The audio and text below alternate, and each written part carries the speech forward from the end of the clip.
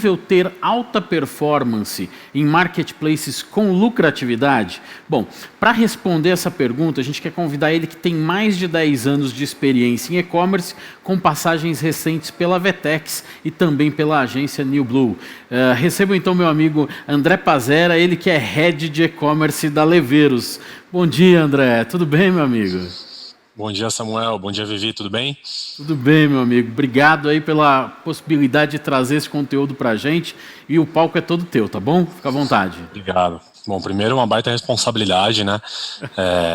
Tava falando aqui depois de um painel desse, eu estava imerso aqui, até tinha esquecido já que eu ia fazer o painel na sequência, a conversa estava tão boa. E muito legal ouvir a perspectiva de todos eles, porque eles acabam refletindo muito do que vai ser o mercado mesmo, né? Então, bom saber que está todo mundo otimista, que está todo mundo crescendo bastante. E a ideia aqui hoje é compartilhar um pouquinho com vocês. O tema da palestra é como ter performance em vendas com lucratividade, né? Então é uma coisa que a Leveros preza bastante. Eu estou aqui na Leveros há pouco menos de um ano, mas a Leveros já faz isso em marketplaces há mais de 8 anos, completando 8 anos, na verdade, né, de operação. E aí, como a gente tem diversas palestras aí de grandes empresas do mercado, eu tomei a liberdade de, no início aqui do papo, fazer uma breve apresentação sobre a Leveros para contar um pouquinho para quem não conhece a gente, né?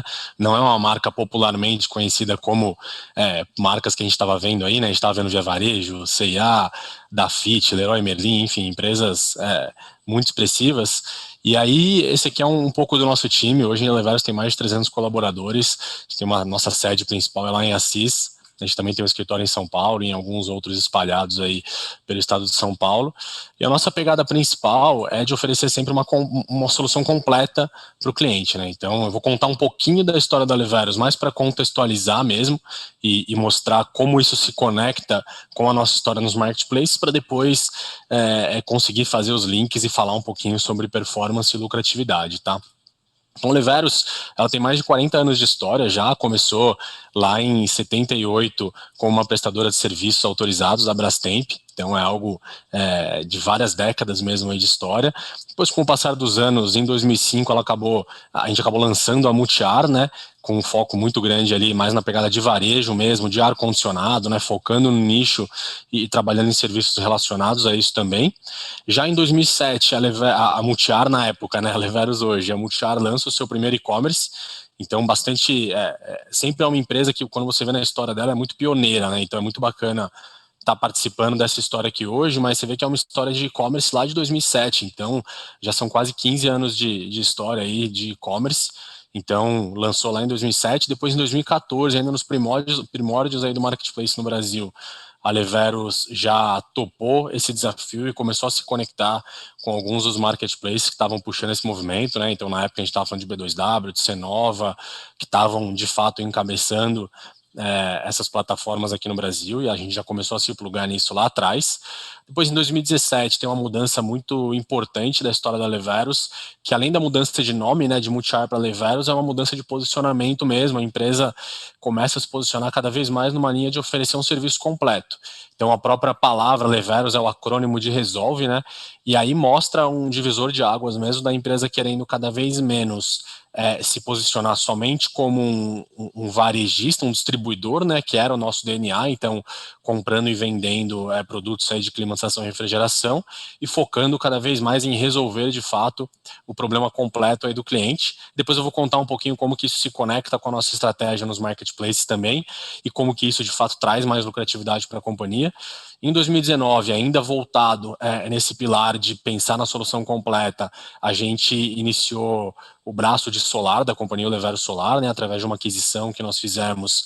E de novo, hoje, quando o cliente instala um ar-condicionado na casa dele, uma das coisas que vai acontecer, uma das situações, as consequências disso é um aumento de consumo de energia elétrica. Então, por que não a gente oferecer também para ele uma possibilidade para equilibrar um pouco isso, né? E aí tem a ver com uma pegada de economia verde também, de renovação da matriz energética aí brasileira, que é algo que está muito em evidência.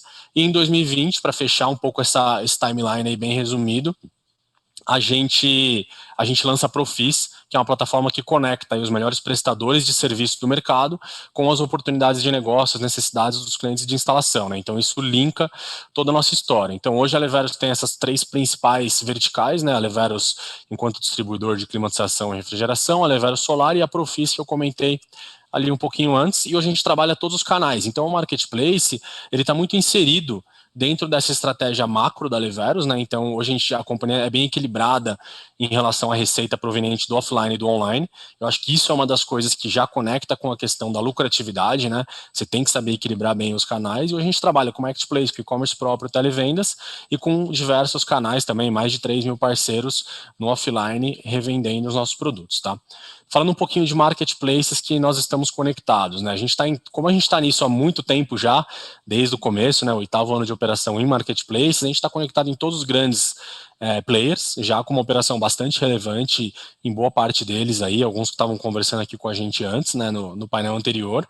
E de uns tempos para cá a gente vem fazendo um movimento também de conectar em marketplaces menores, ou por uma questão de nicho, ou por uma regionalização específica. Então a gente vem conectando em outros players, a gente deve seguir fazendo esse movimento conforme a gente entender que tem sinergia com o nosso negócio, tá? E agora conectando com o tema da palestra em si, né? Performance de vendas e lucratividade. Então eu separei esse tema em 2, basicamente, né? Performance e lucratividade. E por que isso? Porque quando a gente fala em performance, a gente está falando muito de tracionar a venda, né? De volume. Então a gente vai falar de assuntos ali como preço, estoque, relevância daquele SKU, como que você trabalha frete, prazo, sortimento de produtos, ações comerciais e toda a sua operação logística e de atendimento. Já quando a gente fala de lucratividade, a gente vai falar muito de margem de contribuição, de como que você trabalha e dilui seus custos fixos, economias de escala, estratégias de curto versus longo prazo.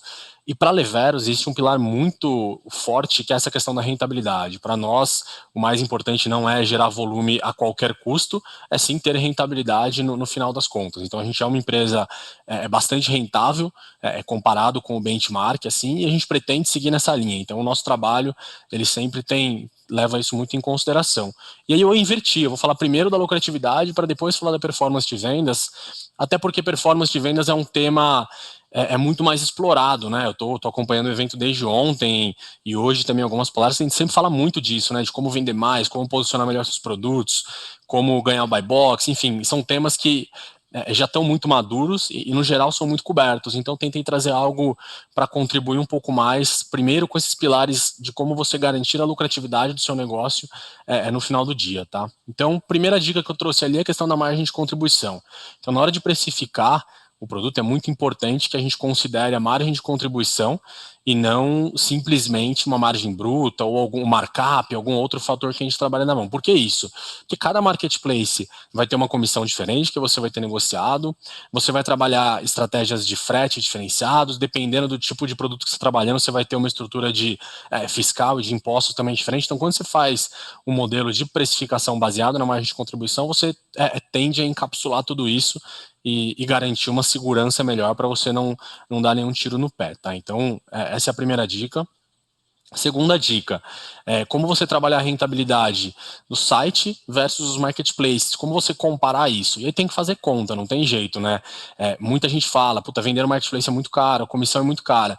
Mas se você juntar todas as despesas que você tem no site, provavelmente você não vai estar falando de uma coisa muito diferente. No site você tem a despesa de marketing digital, que todo mundo que trabalha com e-commerce sabe que é um investimento pesado que você tem que fazer.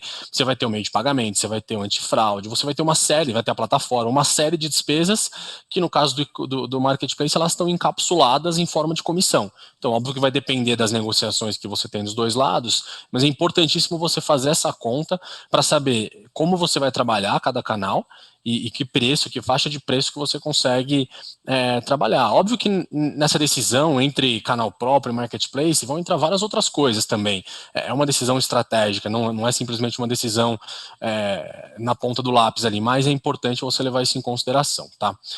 O próximo ponto ali que eu coloquei é a gestão ativa dos resultados dos canais das categorias. Então é muito importante no dia a dia você estar fazendo essa gestão. A gente aqui gosta muito de trabalhar definindo métricas metas muito claras para cada categoria, né, baseado no quanto que eu tenho de estoque daquela categoria, qual que é o giro que eu pretendo conseguir naquela categoria. É a mesma coisa no canal, quanto que cada canal deve me trazer para ir pilotando isso no dia a dia. Então, todos os dias a gente valida isso para entender se tem alguma coisa fugindo do planejado para a gente ter tempo de fazer os movimentos aí de adequação.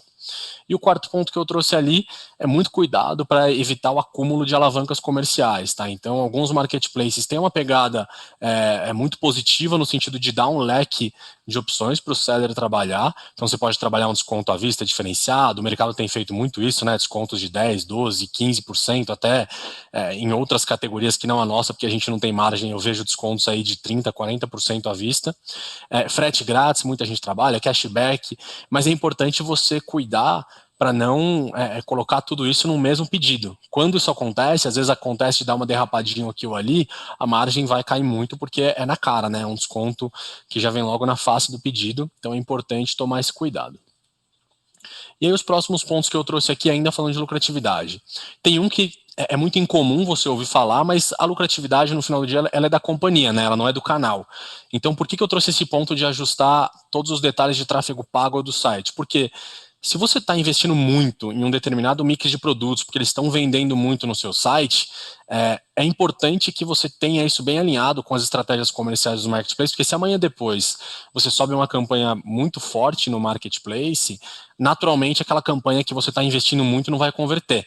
A gente aprendeu isso sofrendo aqui, né, na dor mesmo, de produtos que eventualmente a gente gastou milhares de reais em uma semana e não converteram nada no tráfego pago, ali no Google Shopping, num comparador, por causa disso, porque a gente mesmo estava vendendo eventualmente ele com uma ação diferenciada e aí faltou esse alinhamento.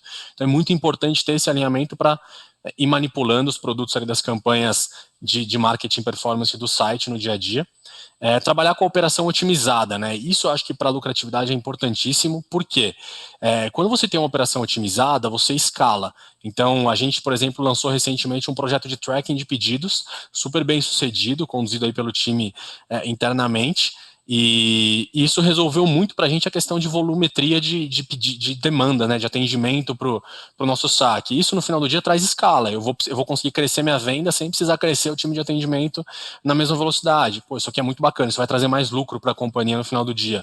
Mesma coisa, trocas e devoluções, né? Então, se eu tenho uma logística redonda, se eu cuido bem do cadastro do produto lá no marketplace, se eu dou as informações corretas, eu vou ter menos problema de TID. Menos problema de TID é mais lucro também, porque a gente tem que arcar com essas despesas, né, da logística reversa e das tarifas que a gente vai ter que arcar com isso com o marketplace. Então é importante ter a operação redonda. Um outro ponto que eu trago aí, conectando muito com a questão da solução completa que eu falei lá antes, da Profis, que é o nosso braço de prestação de serviços, né, que eu comentei mais cedo. Então, quando você trabalha no mercado de commodity, o marketplace ele traz muito esse viés, né? O próprio conceito do buy box, de você, vários sellers trabalhando naquele mesmo produto, quem tiver melhor condição ganha.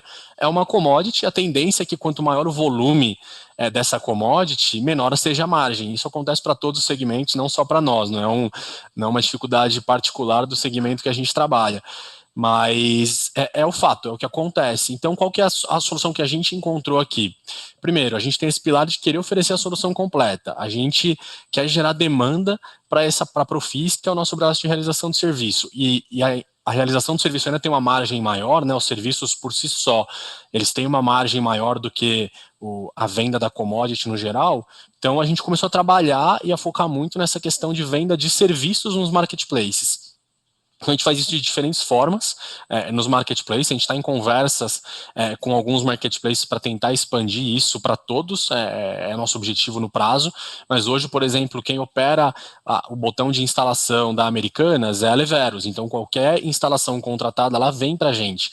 E aí, em outros marketplaces que ainda não tem esse botão, a gente está tentando vender a instalação, seja com um SK1 instalado, que a gente sobe lá preço mais instalação com um preço mais alto.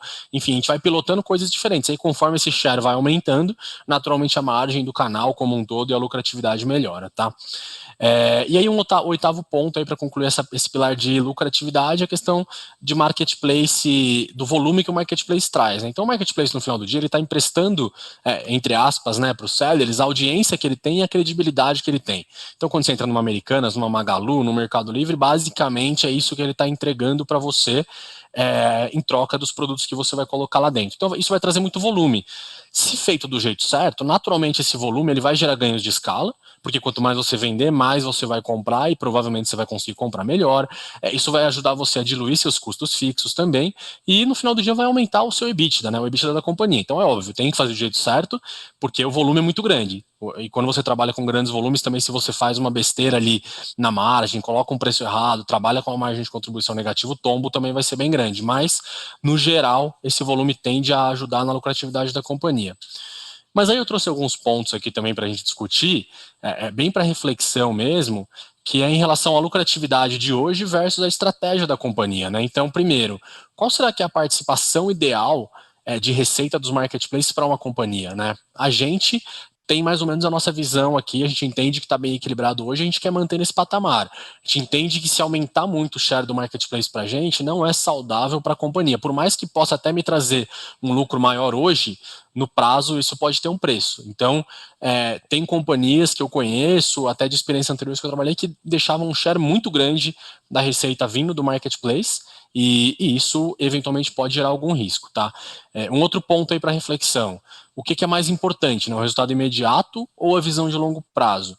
Então, o resultado imediato, o marketplace, sem dúvida, ele vai te trazer volume com velocidade e rapidamente. Você consegue subir lá os produtos, colocar um preço, ele reage muito rápido, né? Ele tem uma audiência muito grande, ele tem uma capacidade de te dar essa aceleração, essa tração muito mais forte que o site. O site é mais difícil você fazer isso, né? Comparando com esses grandes marketplaces. Mas também tem caminhos. Mas se a gente abre mão de aprender a fazer isso hoje, será que lá na frente não vai ter um arrependimento em relação a isso? Então a ideia é que, pelo menos a nossa visão, é que isso caminhe de forma muito equilibrada, tá? Entre os canais próprios e o trabalho junto aos marketplaces. Assim, no final do dia, eu acho que o consumidor, ontem até o pessoal da Nielsen apresentou um resultado falando disso, né? O consumidor ele já entendeu o conceito de marketplace, então ele sabe que você é um seller vendendo lá dentro. Então é importante que você, no momento que ele vai te procurar, você também tenha um site bacana e consiga apresentar isso e se apresentar bem com um produto digital de qualidade para conseguir ir equilibrando isso aí no prazo, tá? E o último ponto ali é a necessidade de você desenvolver essas habilidades no digital. O marketplace ele é tentador de certa forma, né? Porque ele tem todo o conhecimento do digital sendo desenvolvido por lá. E isso não é fácil, né? Eu acho que tem um benefício muito grande dos times que esses marketplaces têm de gestão de tecnologia. São milhares de pessoas trabalhando tecnologia, trabalhando marketing, divulgação. Você vê eles em todas as mídias muito forte, né? Eles aparecem muito. Trabalhando otimização de conversão no site, gestão de públicos, gestão de campanhas, etc. Mas você não está desenvolvendo esse conhecimento dentro de casa. Até que ponto será que é válido você abrir mão disso? É mais fácil no curto prazo? Com certeza, e talvez seja até mais rentável no curto prazo, porque você não vai ter que ter um time interno, você não vai ter que ter parceiro, você não vai ter que investir em desenvolver o seu produto digital, desenvolver um site bacana, melhorá-lo a todo momento. Isso dá trabalho, isso não é o corriqueiro que vai acontecer de forma automática. Você vai provavelmente num curto prazo até abrir mão de resultado e ter uma margem menor numa operação própria do que no marketplace. E aí vai muito da decisão da empresa e não tem certo ou errado, né? É muito da visão estratégica de cada um. Então, eu quero ser um varejista, ser um distribuidor, eu quero comprar e vender pro resto da vida, o meu core tá nisso e o meu ganho de escala tá aqui, ok. Mas também tem formas da gente equilibrar isso um pouco mais se você pretende ser uma empresa com uma pegada digital mais forte, ser uma empresa que tem uma relação direta com os consumidores, aí é importante levar esses pontos em consideração, tá? E aí, passando essa parte de lucratividade, a gente volta aqui para a questão da performance de vendas, né? Então, falando de performance de vendas, eu trouxe aqui alguns tópicos que eu acho que são bem importantes para a gente cobrir. Então, o primeiro deles, indicador de performance saudáveis. E quando a gente fala em indicador de performance, a gente está falando dos indicadores de atraso de entrega, né, de entrega no prazo, de atendimento, NPS, satisfação do consumidor no geral, avaliação da loja. Cada marketplace vai ter ali suas particularidades em relação a indicadores, mas é importante olhar para todos eles. A gente olha para isso todos os dias aqui. a gente tem um time que todo dia está olhando e entendendo o que está acontecendo. Por quê? Às vezes a gente vê um indicador de um marketplace caindo. Por que está caindo? Porque aumentou o atraso na entrega. Pô, mas eu não estou com nenhum problema na logística. O que será que está acontecendo? A gente vai entrar no detalhe para ver. É algum probleminha de integração que não mandou a informação que aquele pedido tinha sido entregue lá para o marketplace e por causa disso ele acabou penalizando a gente. Então a gente vai lá e ajusta. Então por que é importante fazer isso? Porque na hora que você de fato tiver um problema logístico, pelo menos você ele vai estar reduzido o máximo possível, porque de fato os problemas são os reais. Você não tem esses probleminhas de integração influenciando ali. Mas o mais importante é você ter uma operação redonda, né? Próximo ponto ali, qualidade de cadastro e disponibilidade de sortimento. Então, o básico é avançado, né? Então, às vezes a gente vê produtos, categorias que a gente não estava conseguindo tracionar muito bem no marketplace. Isso aconteceu recentemente aqui com a gente. Puta, não está vendendo, não está girando, e aí quando a gente para ver, o produto nem está aparecendo naquele marketplace, ou o produto está aparecendo, mas está com algum probleminha na descrição, ou está sem estoque disponível. Enfim, existem muitos problemas de integração, é difícil controlar isso, né? Quanto maior o seu sortimento, mais complicado fica para você fazer essa gestão no dia a dia, mas tem que ser feito. Para você ter tração e conseguir ter um volume bacana no marketplace, é importante levar isso em consideração, tá? Outro ponto que a gente considera muito importante, aproveitar as alavancas comerciais e o calendário de cada canal. Então, os marketplaces, cada um é como se fosse o seu site próprio, né? No seu site próprio tem momentos que você converte mais, momentos que você converte menos, de acordo com a sua divulgação, com o seu investimento e tal. Então, você enquanto seller tem que se aproveitar desses momentos também. E não adianta querer ficar jogando contra o mercado. Na hora que aquele marketplace vai puxar um volume, vai fazer uma ação mais agressiva, é importante que você tente ter algum ganho de sinergia e entrar junto nisso. Claro que a gente vê entre os grandes uma briga muito alinhada, né? Vai ter uma campanha no marketplace A, o B e o C vão lá e fazem a mesma coisa, ou um ano uma coisa faz muito bem, no outro ano tá todo mundo naquela mesma semana entrando agressivo. Então é uma briga muito acirrada, mas é importante tentar equilibrar as suas estratégias com as estratégias dos canais para se aproveitar disso. Um outro ponto aqui que eu trouxe, estratégia comercial equilibrando giro e cobertura de estoque.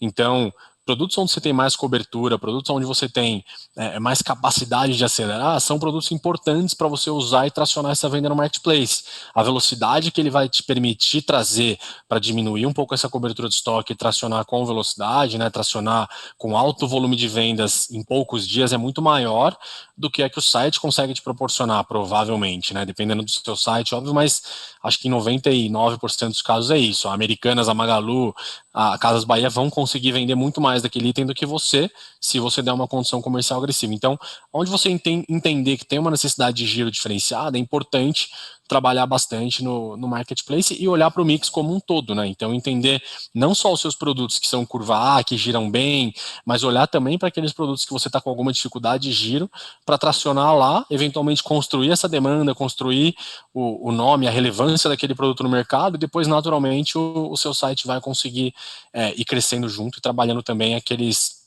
produtos.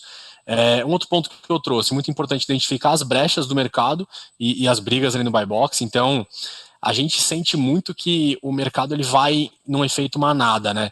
Então, pega um momento, todo mundo vai atacar uma determinada marca, uma determinada categoria, e aí não adianta, nesse momento, você querer brigar junto. O mais interessante, ou a forma como a gente prefere atuar, é enxergando essas brechas. Então, óbvio, você tem que estar competitivo em tudo, mas onde você enxerga uma brecha, onde você enxerga que está com uma condição diferenciada, foca mais ali para trazer um diferencial, para navegar um pouco num oceano menos sangrento, ao invés de brigar onde está todo mundo brigando. E depois vai chegar uma hora que o estoque do pessoal vai acabar, ou que ele vai ter que regularizar um pouquinho a margem ali, rentabilizar o negócio, e aí você trabalha mais forte naquilo ali. Então é importante ter essa leitura de mercado, né? É difícil, leva tempo, a gente tem um time que faz isso aqui há muito tempo já.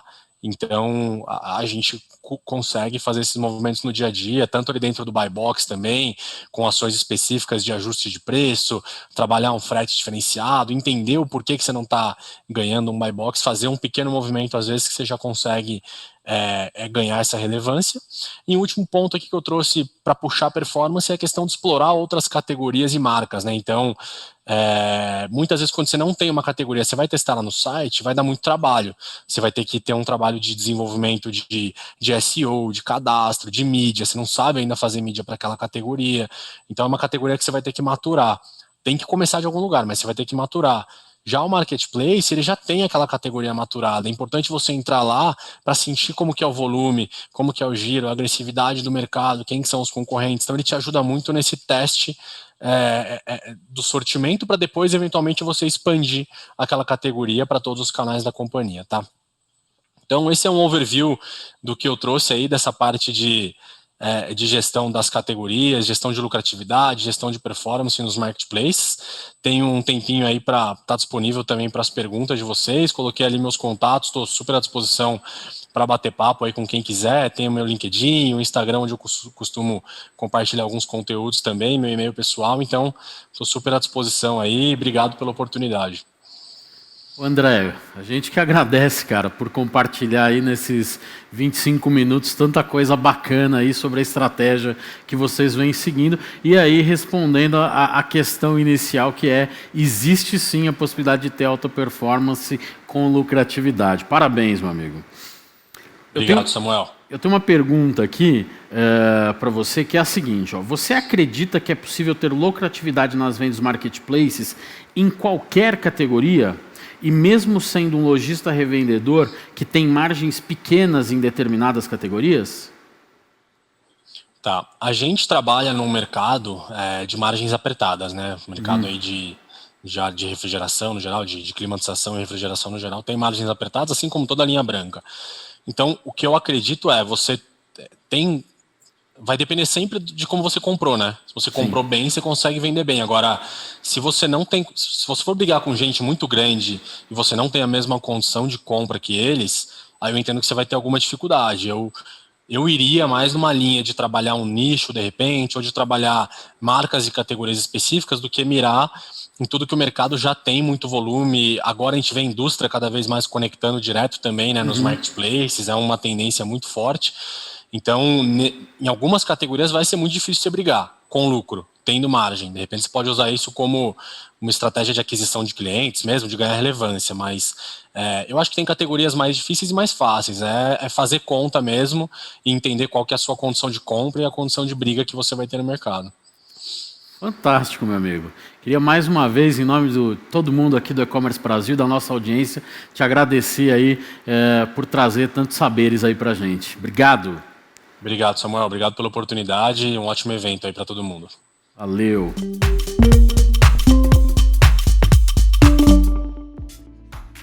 E aí, gostou do vídeo? Então não deixe de curtir e compartilhar. Aqui do lado tem 2 sugestões que você pode gostar.